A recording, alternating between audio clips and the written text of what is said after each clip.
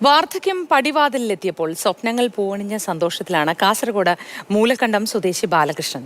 60-ാം വയസ്സ് പിന്നിട്ട ശേഷം ഈ മനുഷ്യൻ നേടിയെടുത്തത് ചരിത്രത്തിൽ ബിരുദാനന്തര ബിരുദമാണ്. കാണാം ബാലേട്ടന്റെ വേറിട്ട കലാലയ ജീവിതത്തിന്റെ വിശേഷങ്ങൾ.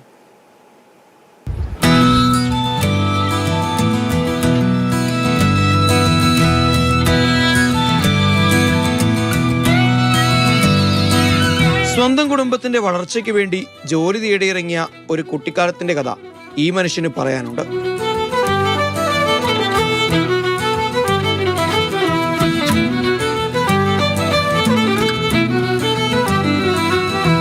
കാഞ്ഞങ്ങാട് ദുർഗ ഹയർ സെക്കൻഡറി സ്കൂളിലായിരുന്നു 10ാം ക്ലാസ് വരെ പഠിച്ചത്.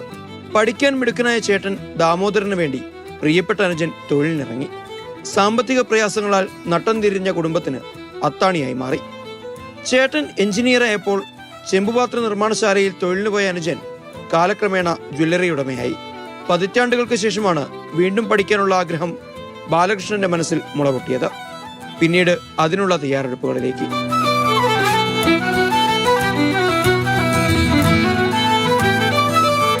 അങ്ങനെ എൻ്റെ SSLC കഴിഞ്ഞു 76-ൽ.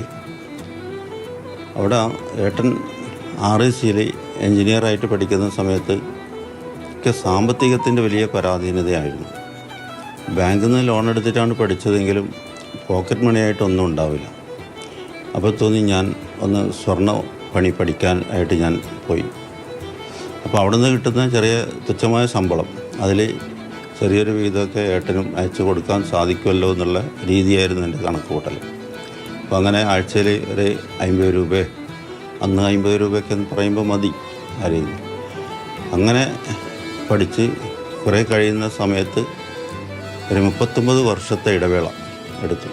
വീണ്ടും അക്ഷരമുറ്റത്തെത്താൻ ബാലകൃഷ്ണന്റെ പിന്തുണ നൽകിയത് ചേട്ടൻ ദാമോദരനും കുടുംബവുമാണ്. ഗ്രേഡ് കാർഡ് ലഭിച്ച ശേഷം LLB എൻട്രൻസിന് തയ്യാറെടുക്കാനുള്ള തീരുമാനത്തിലാണ് പൊതുപ്രവർത്തകൻ കൂടിയായ ബാലകൃഷ്ണൻ. മാതൃഭൂമി ന്യൂസ്, കാസർഗോഡ്.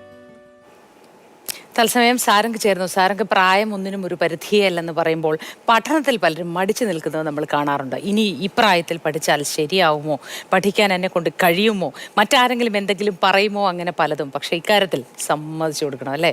അഭിനന്ദനങ്ങൾ.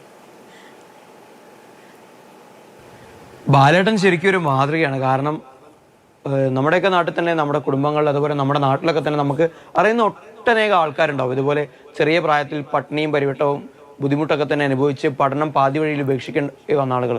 പക്ഷേ അവർക്കൊക്കെ തന്നെ പിന്നീട് വായിക്കാനും പഠിക്കാനും ഒക്കെ തന്നെ നല്ല ആഗ്രഹം ഉണ്ടാവും. പക്ഷേ അതിനി എങ്ങനെയാണ് മുന്നോട്ടേക്ക് കൊണ്ടുപോകേണ്ടതെന്നുള്ള ഒരു ആശയക്കുഴപ്പം ഉണ്ടായിട്ട് മാറ്റിവെക്കുന്ന ആളുകൾ ആണ് കൂടുതലുണ്ടാവുക. പക്ഷേ ഇവിടെ ബാലകൃഷ്ണേട്ടന് പിന്തുണയായിട്ട് ചേട്ടൻ ദാമോദരേട്ടനും കുടുംബമുണ്ട്. അത് നമുക്ക് ഒരിക്കലും മാറ്റി നിർത്താൻ കഴിയില്ല. കാരണം സ്വന്തം ചേട്ടൻ പണ്ട് അത്രയും പേര് കേട്ട സ്ഥാപനമായ കോഴിക്കോട്ടെ RECയിലേക്ക്, ഇന്നത്തെ NIT ആണത്. അപ്പോൾ അങ്ങോട്ടേക്ക് എഞ്ചിനീയറിംഗ് ബിരുദത്തിനായി പോകുന്ന സമയത്ത് കുടുംബത്തിന് ആ വീട്ടിൽ 4 സഹോദരന്മാരുണ്ട്. അപ്പോൾ അവരിൽ ഒരാളെ പഠിപ്പിക്കാനുള്ള സാമ്പത്തിക ശേഷി ആ കുടുംബത്തിനുള്ളൂ. അപ്പോൾ അതിനു വേണ്ടിയിട്ട് മറ്റ് 3 സഹോദരന്മാരും തൊഴിൽ തേടിയിറങ്ങി, ഒരാളെ പഠിപ്പിക്കാൻ വിട്ടു.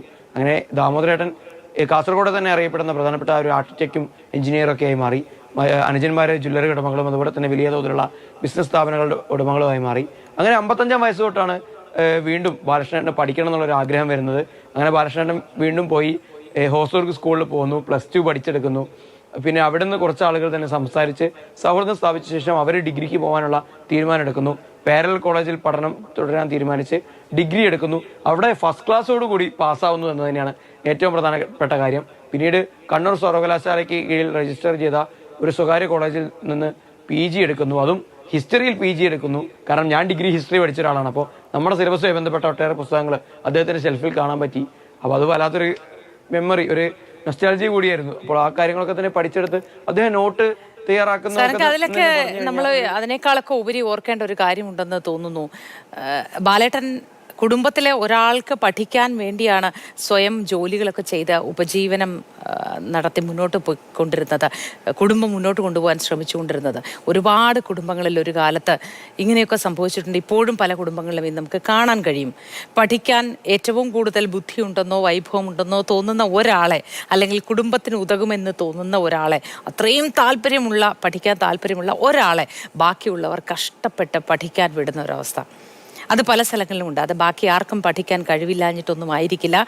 ആ പ്രത്യേക സ്നേഹവും കുടുംബ പശ്ചാത്തലവും ഒക്കെ വെച്ചായിരിക്കും അങ്ങനെ എല്ലാവർക്കും പഠിക്കാൻ കഴിഞ്ഞെങ്കിൽ എന്ന് തോന്നിപ്പോകുന്നു.